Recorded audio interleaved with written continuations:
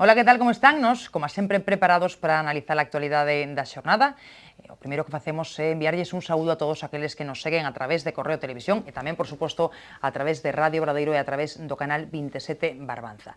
A de hoxe é unha xornada de reaccións, moitísimas reaccións á entrevista que onte concedeu José María Aznar a Antena 3, na que insinuou que non descarta volver á política, na que cuestionou abertamente a xestión de Rajoy e na que pediu unha baixada de impostos. Non houbo hoxe político o que non se lle preguntara por esa entrevista. Tamén nos na mesa queremos analizar o que dixo o expresidente do Goberno sobre a xestión de Rajoy e sobre outras cuestións, como por exemplo os sobresoldos no Partido Popular ou o regalo de boda que o líder da trama Gürtel lle fixo a súa filla e o seu xenro Alejandro Agag. Bueno, iso por unha banda, pero falaremos tamén da reforma electoral que propón o PPDG, que entre outras cousas inclúe unha reducción do número de escanos no Parlamento, que pasarían dos 75 actuais a 61. E hai outra reforma da que queremos falar, a da administración local.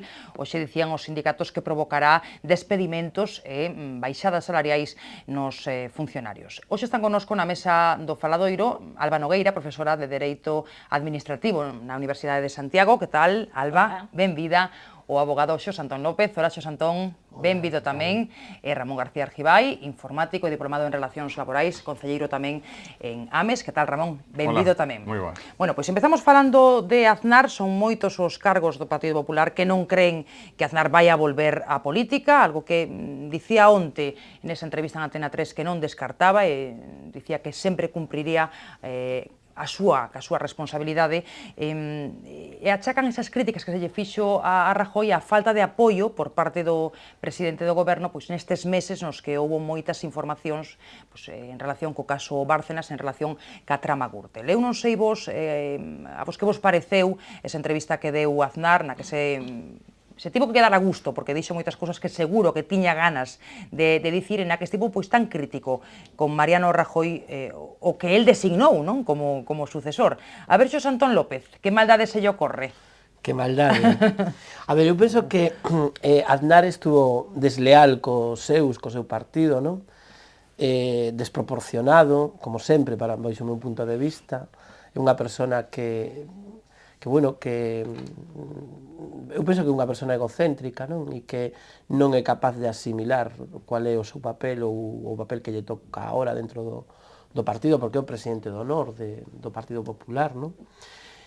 E despois penso que a entrevista é unha entrevista calculada, preparada e que ten un fin concreto, non? Que é deixar ou quitarlle as vergoñas, non?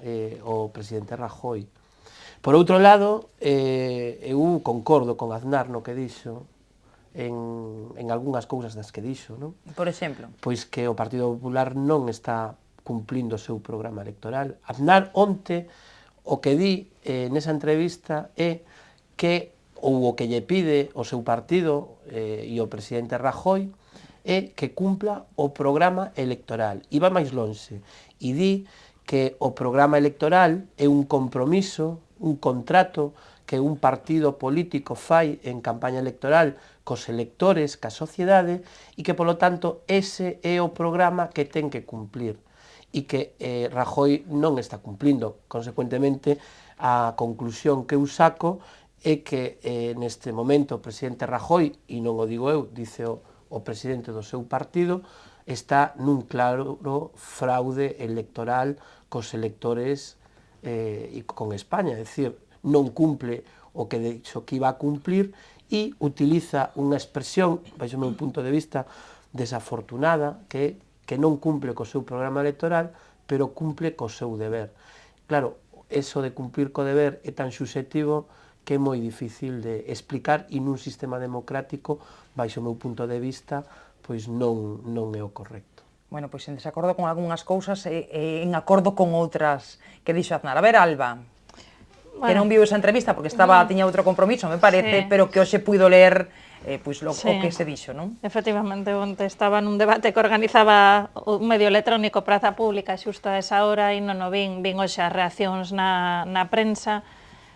E a verdade é que, bueno, Aznar é un personaxe que a min me resulta bastante antipático, e a posición esa de Mesías na que se coloca bueno, se mo pide o meu partido, a miña conciencia e non me acordo que máis, España. e responsabilidade e España, todos xuntos, bueno, que está disposto a salvarnos, pois me resulta bastante ridícula. É dicir, eu creo que é un personaxe incluso eso, bastante ridículo, parece saído dunha película de hai 60 anos, no? Tanto na forma de falar, na estética, como no tipo de propostas que fai. De todos os xeitos, eu, en cambio, o que vexo a entrevista dele como unha forma de desviar a atención dos focos que se colocan sobre el, que son os dos pagos irregulares e ilegais, aparentemente en relación ca Gürtel, e o financiamento da boda da súa filla parcial, é dicir, 30 e pico mil euros non é unha broma, son 5 millóns das antiguas pesetas, e, bueno, como agasallo de bodas, eu, a verdade que as bodas as que asisto non se estila alcanzar esas cantidades, pero me imagino que incluso... Hai que buscar ben os convidados, sí, que senón non pero dan as bueno, contas. é bastante sospeitoso, é dicir, tamén sale que lle organizaban actos de forma gratuita, é dicir, que parece que a trama da Gürtel está claramente conectada con el, xa se sabía desde hai tempo, e a cantidade de implicados nesa trama que estaban sentados nos bancos do Escorial o día da boda da filla, pois son bastante significativos de onde saía e de que era unha trama ligada claramente ao Partido Popular. Entón eu vexo a entrevista como unha forma de Aznar quitarse do foco por esas cuestións e colocarse no foco como o látigo do goberno e por outros motivos que non son a corrupción. A ver, Ramón, a túa impresión, que espero que sexa distinta da deles. Sí, é distinta, sobre todo con algúns matices. Eu penso que foi unha entrevista a un expresidente do goberno, como tantas que se fixeron en outras ocasións. El, evidentemente, mostrou o seu desacordo con algunhas cuestións que está levando o actual presidente do goberno, Mariano Rajoy. Iso non é sorpresa, non? Porque xa contábamos, non? E xa sabíamos. E aparte, o propio Mariano Rajoy o dixo varias veces que ele estaba saltándose o seu programa electoral. Por lo tanto, non dixo nada que Mariano Rajoy non dixera no seu momento. Por lo tanto, a sorpresa tampouco é tanto. Non fixo nada que non fixera Felipe González tirándolle das orellas, entre comillas, ou tirar das orellas a Zapatero no seu momento, cando negaba a crisis e había crisis. Quero dicir, non fixo nada máis que defenderse pois a súa honorabilidade en canto a certas acusacións que se están vertindo sobre a súa familia e que el, pois, lóxicamente, pois, terá que defendelas e no seu momento pois, se dilucirá nun xuzgado si está ou non está implicado. Por lo tanto, eu creo que a presunción de inocencia debe estar por encima de todo, incluso ainda que un sea un antipático expresidente de goberno, como se moitas veces se define Aznar. A cuestión é que Aznar é unha persoa que non deixa a nadie indiferente, é unha persoa que eu creo que se defende por si mesmo. El ten unha trayectoria no seu momento como presidente de goberno en 8 anos, donde puxo a España nas máis altas cotas europeas e mundiales, e iso é indiscutible, e, polo tanto, evidentemente, non é guapo, non é alto, non é unha persoa excesivamente simpática e, a veces, pois, causa rechazo. E eu creo que, ademais, hai que ter en conta unha cousa. Eu, por exemplo, cando sí que é desleal, eu creo que non é desleal. Eu creo que os expresidentes do goberno, e o fixeron todos, sin excepción, están para dar un toque de atención, sobre todo, á xente do seu partido. Hai un refrán que di que quen bien te quiere te hará llorar, non? E eu creo que Aznar está facendo esa misión. Evidentemente, o Partido Popular en Madrid non está a cumplir os obxectivos que se marcaron no seu momento dunha campaña electoral e a misión do presidente de honor do Partido Popular, lóxicamente, é darlle un toque para que a austeridade sí, non levar as medidas a certo sitio tamén, pero sin olvidarse de un programa electoral. Había unha persoa que eu admiraba moito, que é Julián Guito, que sempre dicía programa, programa, programa, non? E Aznar, pois, o que ven a decir nesta ocasión, pois, ven a decir exactamente o mismo, ou de forma similar. Programa, programa, programa. Non hai que olvidarse de que o Partido Popular ganou unhas eleccións con maioría, unha amplísima maioría absoluta, que, ademais, Aznar, na súa entrevista, o deixou moi claro, que ten unha amplísima maioría absoluta para levar a cabo certas políticas que, ao mellor, había que levar a cabo e non se están levando a cabo. E, polo tanto, creo que esa é a súa misión. Creo que a entrevista, como se circunscribeu tamén na trama Gürtel e pasou o que pasou e se publicaron certas cuestións, pois entonces, bueno, se lle dá un certo toque, pero a verdade é que a entrevista creo que foi, en resumen, positiva. A ver, o que queirades, resulta sorprendente eso de que Aznar nos levou as máis altas cotas europeas e mundiais. Eu as cotas mundiais e europeas gustaríame saber de que, porque realmente na época de Aznar é onde se poñen os cimentos da actual crise. A burbulla inmobiliaria iniciase nese momento, de feito a desregulación en materia do solo é unha lei do momento de Aznar, e iso é digamos, un proceso que se inicia nese momento e é a base fundamental deste momento, da crise do ladrillo. Tamén outra gran burbulla que temos nos orzamentos do Estado, que é a cuestión da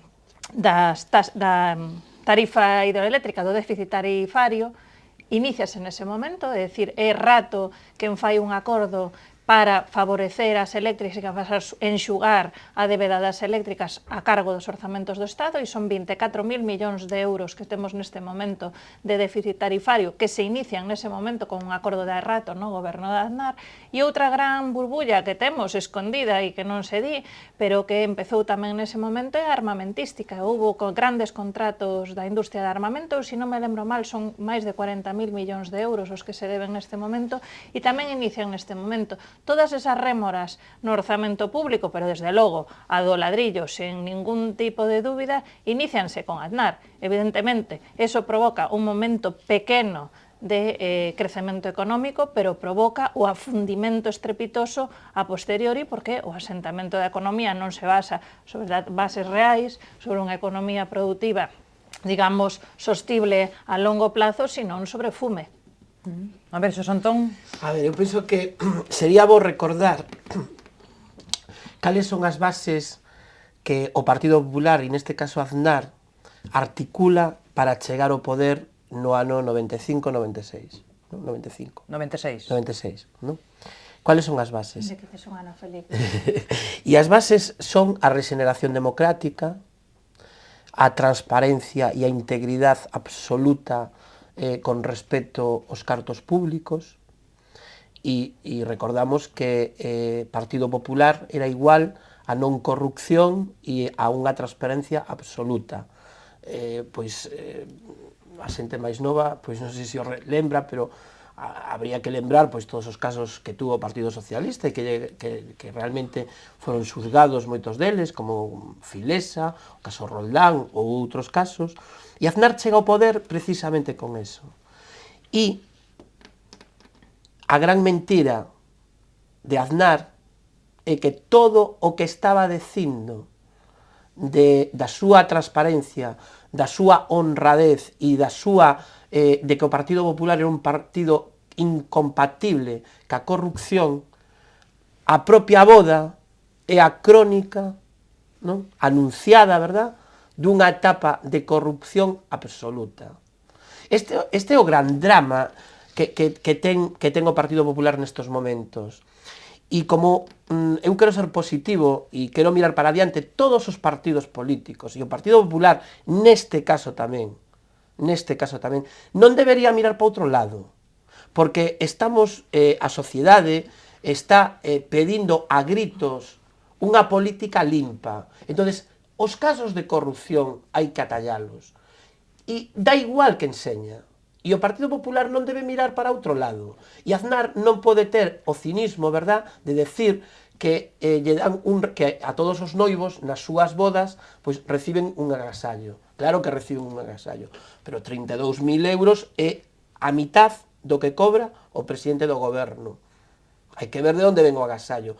E esa propia boda, verdad, que é toda a segunda legislatura de Aznar, que é unha legislatura tremenda para o país, donde creouse o rei absoluto de España, verdad? E fixo o que quixo.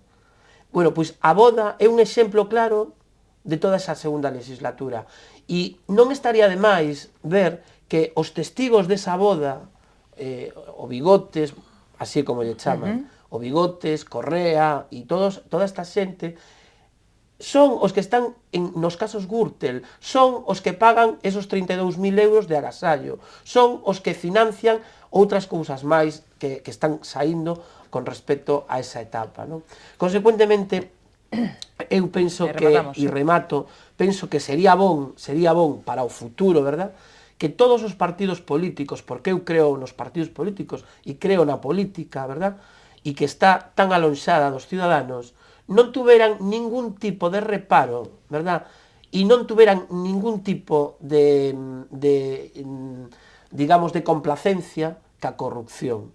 E que perseguiran a corrupción dos seres en Andalucía ou de todo o que está pasando do Partido Popular, porque senón realmente estamos afastando a xente da política. E unha persoa que foi presidente do goberno, eu, por a repercusión que ten en determinadas cousas, pois ten que medir moi ben as expresións, non? E claro, o dos 32.000 euros, non, como un agasallo normal, verdad? Eu penso que a maioría dos ciudadanos, primeiro, non ganan 32.000 euros en todo o ano, non?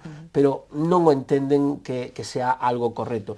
E despois falaremos, non, dos sobresueldos, non? Que esa é outra que tamén se está tapando, verdad? Que tamén están intentando mirar para outro lado. E eu penso que sería bon que se atallaran este tipo de circunstancias e que caera quen tuvera que caer. Pero niso está o xuiz Ruz, non? Interrogando sí, a xente que aparece por na certo, contabilidade. con bastante ataques por parte da Fiscalía, non? Pero bueno, ese sería outro debate. A ver, Ramón, que non están de acordo aquí contigo, que a valoración que facías. Unha cousa é a trayectoria persoal na boda, que evidentemente esa boda non é a que nos gusta a todos, porque primeiro que non podemos chegar a ela, a maior parte dos mortales, e segundo porque tampouco... A mellor non a queremos tampouco, é o que iba a dicir, e segundo porque tampouco querríamos unha cuestión así, tamén probablemente a maior parte dos mortales, e outra cousa é a xestión política e a xestión de José María Aznar nos seus 8 anos de goberno.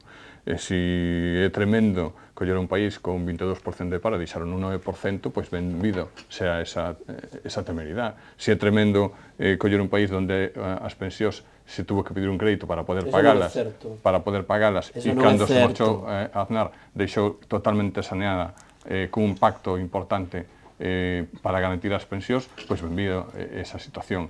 Quer dicir que, bueno, a Dios lo que es de Dios e a César lo que es de César. Evidentemente, si hai cuestións de corrupción e se hai cuestións de sobresoldos e hai cuestións ilegales, que caiga quen caiga, me parece estupendo. E evidentemente coincido contigo que é inherente ao partido político, da igual que sea o PP, o PSOE ou calquer outro. A corrupción hai que perseguir, e iso o dixemos moitas veces nesta mesa. Pero, bueno, tamén hai que deixar actuar a xusticia e tamén non hai que condenar a nadie antes de que se produzcan os feitos. Por lo tanto, bueno, por lo menos darlle a dúbida.